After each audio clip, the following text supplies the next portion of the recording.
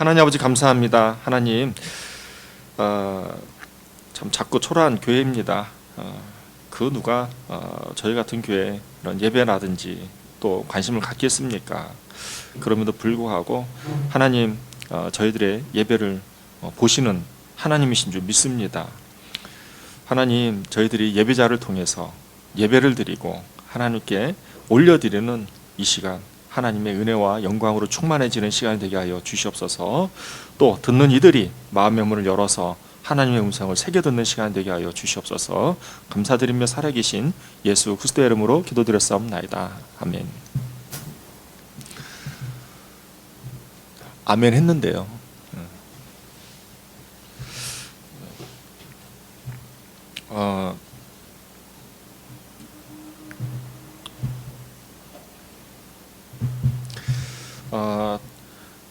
예일대의 역사학자 티모시 스나이더 교수라는 분이 계십니다. 이분은 그러니까 유럽하고 소련하고 그 1, 2차 세계대전 그때 이제 역사학자로서 굉장히 명성이 자자하신 분입니다. 이분이 어떤 얘기를 했냐면 신뢰와 믿음에 대해서 얘기를 했습니다. 그 신뢰와 믿음에 대한 차이를 설명을 했어요. 신뢰라고 하는 것은 내가 보지 못하는 것, 그죠? 보지 못하는 낯선 곳에서 낯선이가 제 역할을 하고 있다라는 것을 믿는 게 신뢰래요. 그러니까 눈에 안 보여도 상대방이 계속해서 뭐 이렇게 기대한 대로 할 것이다라고 하는 게 신뢰라는 거죠. 또 이런 신뢰 사회에서는 다양한 의견과 토론들이 또 대화가 이루어진다고 합니다. 그런데 이게 맹목적인 믿음이 있는 경우에는 어떤 경우가 생기는가?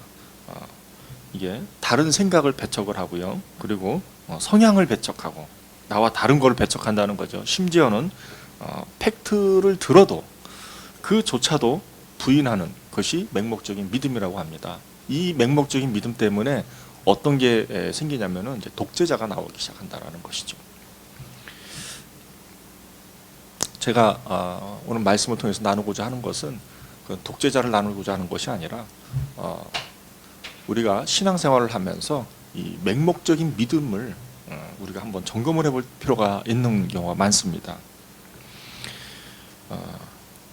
특별히 오늘 말씀을 통해서 이스라엘 백성들이 맹목적인 믿음이 있었는데요. 그 맹목적인 믿음이 무엇이냐면 메시아에 대한 맹목적인 믿음이 있었어요. 그러다 보니까 이 이스라엘 백성들이 믿었던 맹목적인 믿음이 뭐냐면 메시아이고, 이 메시아는 어떤 메시아였냐면은 다윗의 자손으로 오시는 메시아를 믿었어요. 그게 뭐가 어때서요? 라고 이런 분위기인데 쉽게 말하면 왕의 자손으로서 오기 때문에 이스라엘 사람들은 왕궁에서 오는 메시아만 기대한 거예요. 쉽게 말하면 그러니까 이거에 대한 맹목적인 믿음이 있었기 때문에 예수님께서 막상 메시아이신 예수님께서 오셨음에도 불구하고 이스라엘 사람들은 예수님을 메시아로 온전히 받아들이지를 못했어요. 그 이유가 오늘 말씀에서 나오는 거예요.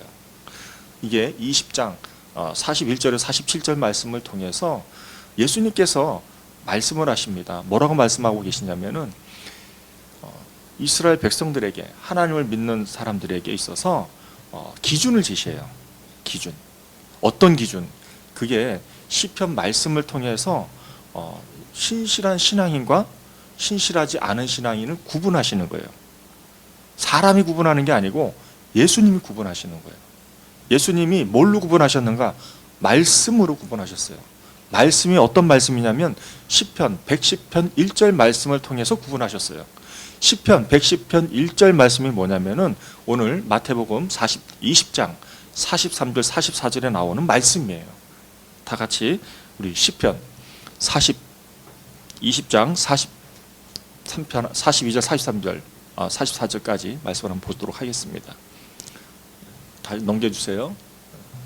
42절부터 다 같이 한번 읽어보겠습니다. 시작. 시편에 다윗이 친히 말하였으되 주께서 내 주께 이르시되 43절 내가 내 원수를 내 발등상으로 삼을 때까지 내 우편에 앉았으라 하셨도다 하였느니라. 44절 그런즉 다윗이 그리스도를 주라 칭하였으니 주의 그 자손이 되겠느냐 하시니라. 제가 뭐 이렇게 다 이렇게 히터 틀고 막 이런 줄 알고 이렇게 덥죠 막 이렇게 생각하실 텐데 다 껐어요. 꺼도 날씨가 푸근해서 더운 거예요. 예수님께서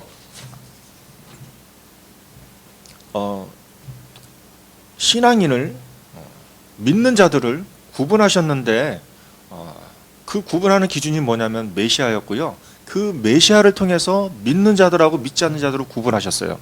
이게 시편 110편 1절 말씀이라고 제가 말씀을 드렸어요. 그러면 시편 110편 1절 말씀이 뭐라고 되어 있는가 보시죠.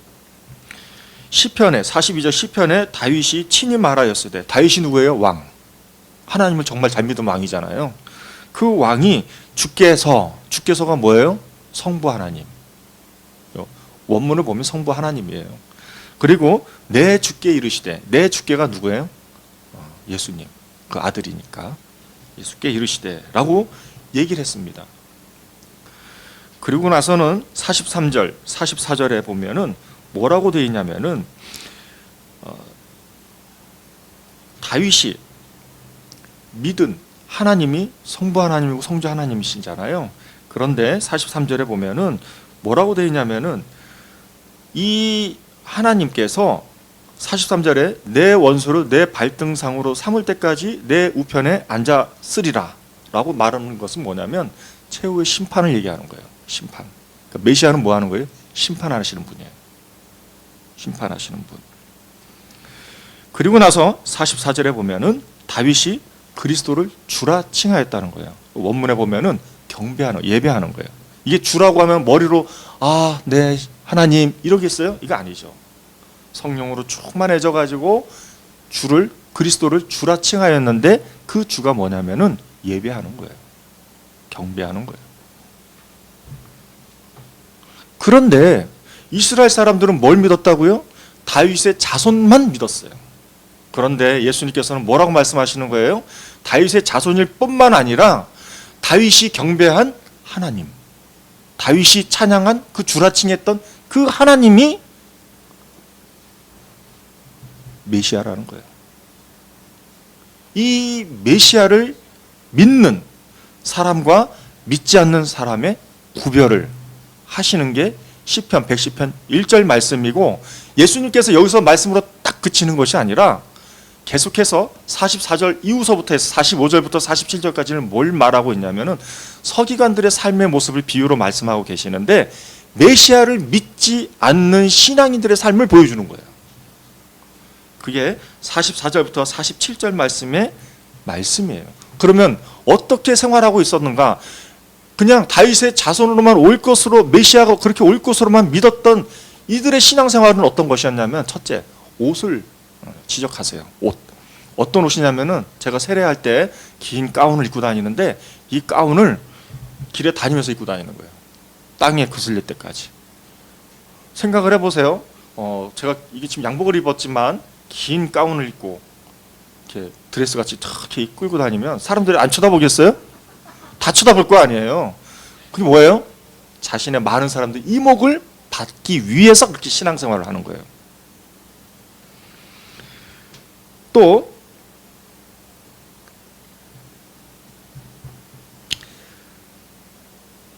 이들이 그렇게 긴 옷을 입고 어디로 가냐면 시장을 가는 거예요. 시장 가면은 제가 그 옷을 갖고 마트에 갔어요. 마트에 가면은 제가 목사인 줄 다 알 거 아니에요? 목사님 이쪽으로 오시면은요 DC 해드려요. 이러지 않겠어요? 현대적으로 설명을 하면은 그런 거예요. 목사님 이거 오시면 이 제품 너무 좋아요. 이 야채 너무 싱싱해요. 이거 집에 가서 주전부리 드시면 딱 좋아요. 이렇게 설명을 한다는 것이죠. 존중한다는 거예요. 눈에 보이니까. 또 이들이 이 서기관들이 시장에 가는 거고 마트에 가는 거고, 요즘 현대적으로 설명하면 계속해서 높은 자리에 앉는다는 것이죠. 아니 커피숍에 갔는데 민수 형제하고 이렇게 딱 있는데 제가 딱 긴 옷을 입고 갔어요. 그러면 자리에 일어나가지고 목사님 여기 앉으세요 이러고 그러시지. 아 목사님 오셨어요 여기 앉으세요 이러고 있어요? 안 그러잖아요. 그런 거죠. 또 그러면 그렇게 하면 그걸로 끝나는 게 아니에요. 잔치가 벌어지게 되면 결혼식 잔치라든지 행사들이 있게 되면 그 자리에 어디를 원하냐면 상석을 원하는 거예요. 상석을 원한다는 것은 많은 사람들이 다 섬겨야 되는 걸 말하는 거죠. 예수님께서 말씀하신 거예요. 예수님께서 신앙인들의 구분을 하셨는데 눈에 보이는 메시아를 중심으로 해서 신앙생활을 했을 때 예수님께서 이 모습을 꼬집는 거예요. 이게 45절부터 47절인데요. 마지막으로 예수님께서 뭐라고 말씀하고 계시냐면은 과부의 가산을 삼킨다는 거예요. 과부의 가산이 뭐예요? 돈.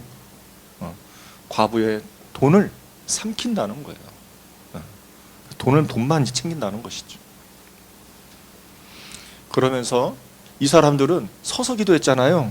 어떻게 서서 기도하면 긴 옷을 입고 막 샬라샬라샬라 막 기도하는 거예요. 외식으로 기도하는 거죠. 남한테 보여주기 위한 기도를 한다는 것이죠.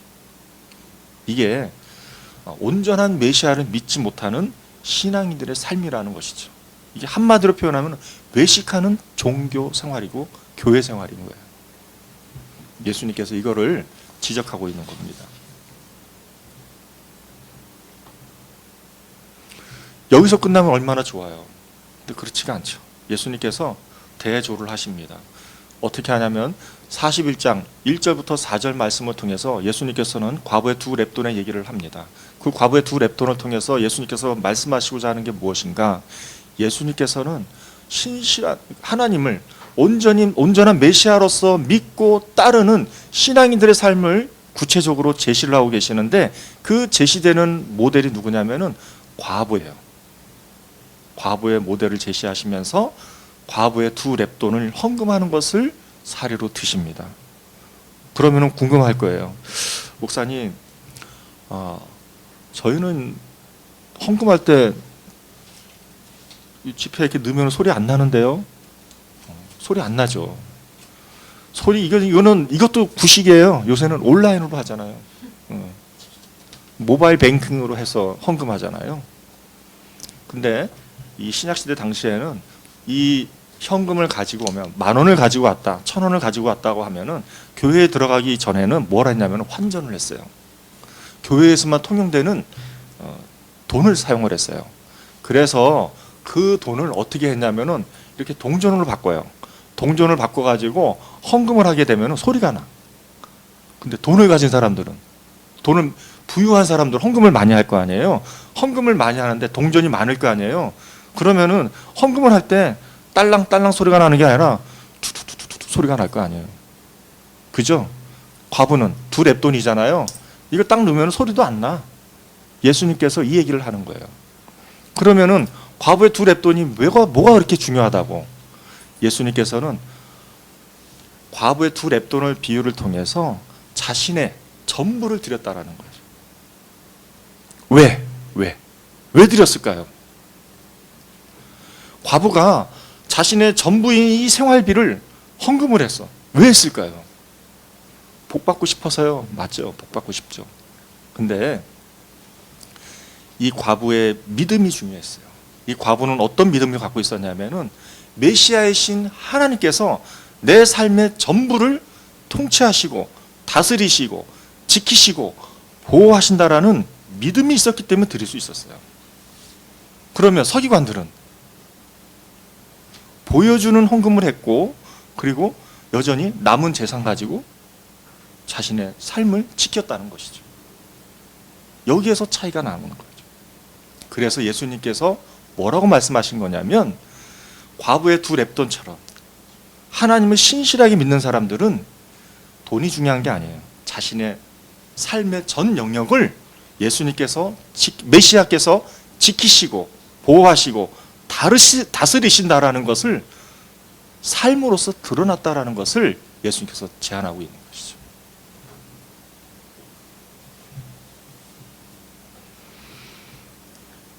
우리 말씀 한번 읽어볼까요? PPT로 누가복음 41장 1절에서 4절 말씀입니다. 41장 1절에서 4절 말씀. 41절이고요. PPT 다음 넘겨주시면요.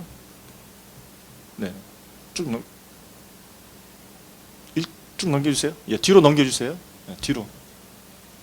네, 자, 1절부터 자 시작. 예수께서 눈을 들어 부자들이 헌금함에 헌금 넣는 것, 환전해서 넣은 거예요. 2절. 또 어떤 가난한 과부가 2렙돈 넣는 것을 보시고. 3절. 이르시되 내가 참으로 너희에게 말하노니 이 가난한 과부가 다른 모든 사람보다 많이 넣었도다. 4절. 저들은 그 풍족한 중에서 헌금을 넣었거니와 이 과부는 가난한 중에서 자기가 가지고 있는 생활비 전부를 넣었느니라 하시. 가난한 과부의 생활 자체를 예수님께서, 메시아께서 지키시고 보호하시고 책임져 주실 거다라는 것을 믿음으로 헌금했다라는 거죠.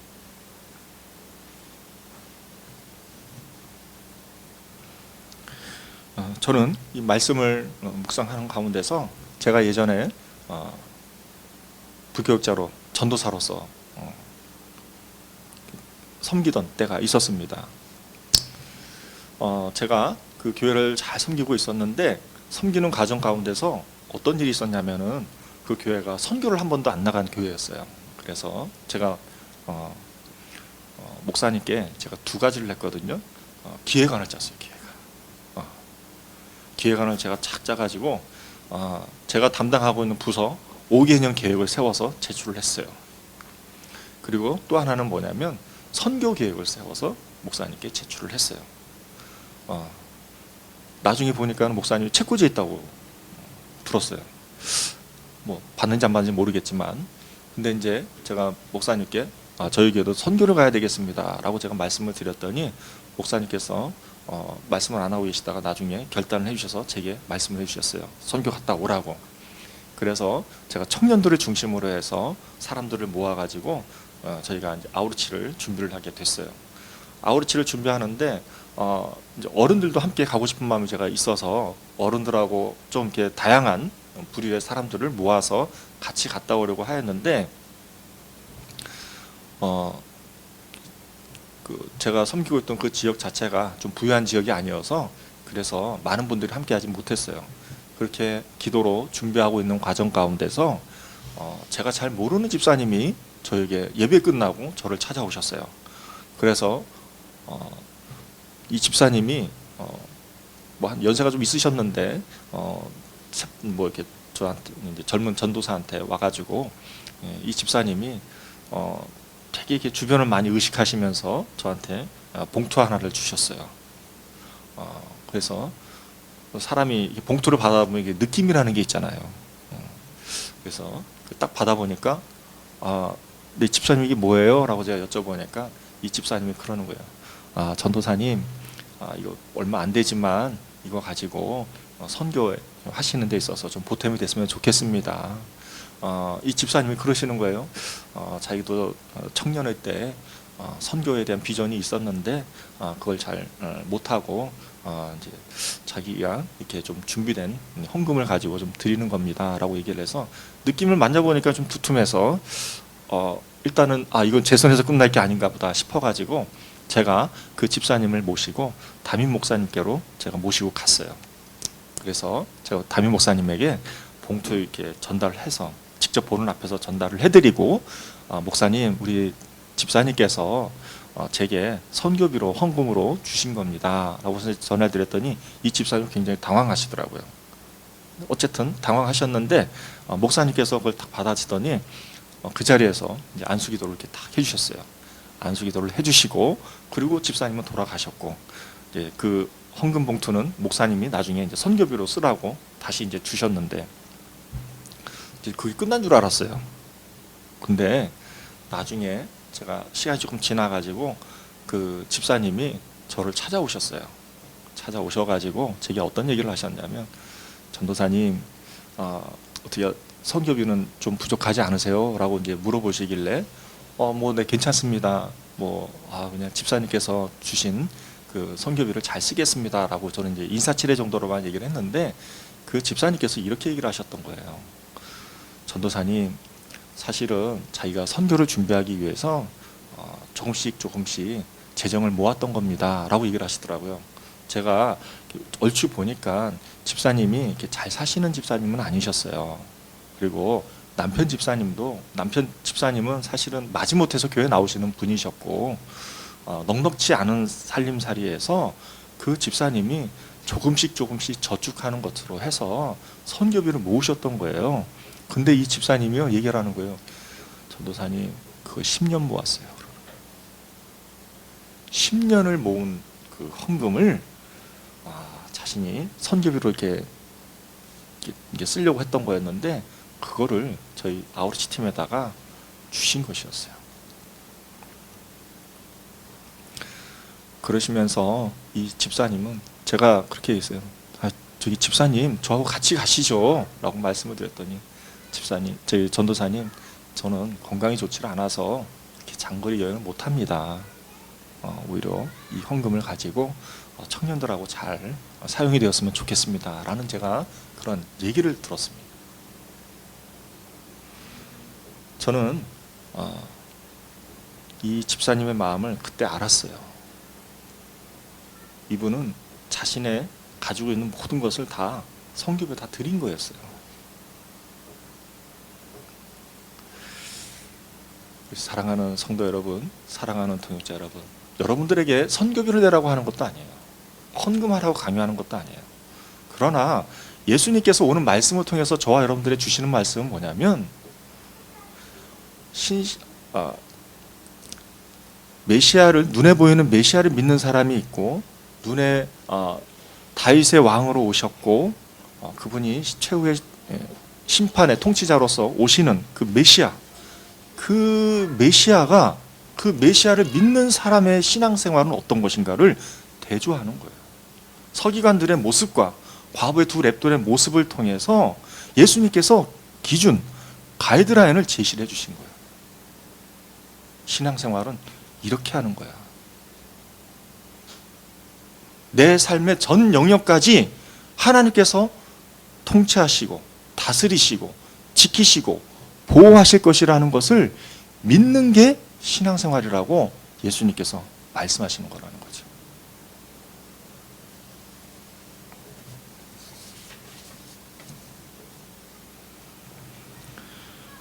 에스겔서 45장 1절 말씀에 보면, 우리 PPT 좀 띄워주시겠습니까? 에스겔서 45장 1절 말씀에 보면, 쉬운 성경 버전에 보면 이렇게 되어 있습니다. 제가 읽을게요. 너희 이스라엘 지파들이 제비를 뽑아 땅을 나누어 가질 때, 출애굽을 얘기하는 겁니다. 그러나 한 구역을 여호와께 드려라. 한 구역. 이게 본문에 보면은, 개역개정에 보면은 뭐라고 되어 있냐면은 기업이라고 그래요. 기업.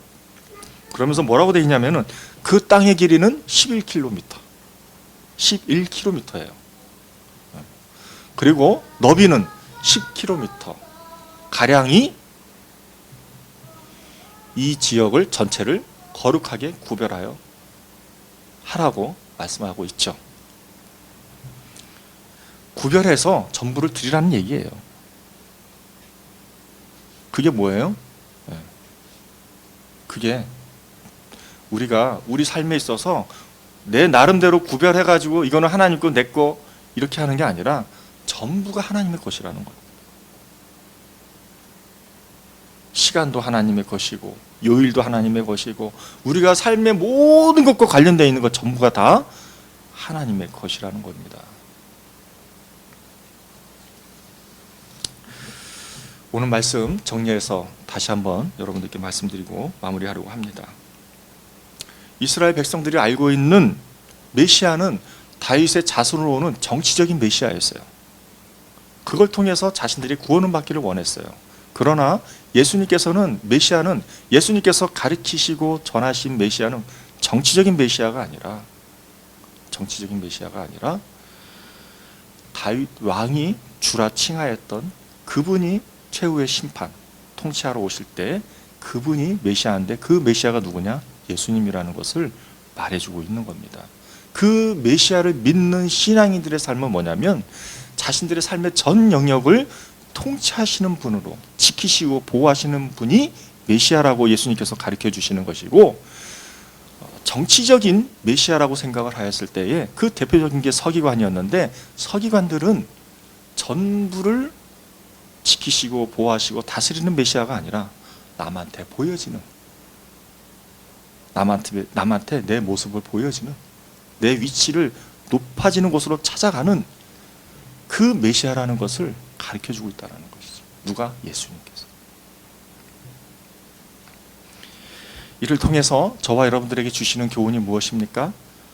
저는 그렇게 주제를 정했습니다.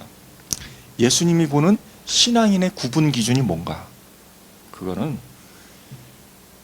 메시아이심을 아는 그 정체성과 정체성으로 말미암은 삶이 드러나는 것이야말로 신실한 신앙인의 모습이다라고 오늘 말씀을 통해서 저와 여러분들에게 교훈을 주고 있는 것이죠. 기도하도록 하겠습니다. 하나님 아버지, 감사합니다. 저희 주만나교회 공동체 구성원들 한 사람 한 사람이 예수님이 정치적인 부분적인 메시아가 아니라 우리의 눈에 보이는 것과 보이지 않는 전 영역까지도 통치하시는 분인 메시아임을 알고 깨닫게 하여 주시옵소서. 이것이 우리 삶 가운데 고스란히 적용이 되어져서 내 삶의 전부도 예수님께서 통치하시고 다스리시고 지키시고 보호하시는 분이심을 믿어지게 하여 주시옵시고, 이 굳건한 믿음으로 우리 삶 가운데서 고스란히 드러나는 우리 믿음의 종들, 믿음의 백성들이 되게 하여 주시옵소서. 감사드리며 살아계신 예수 그리스도의 이름으로 기도드렸사옵나이다. 아멘.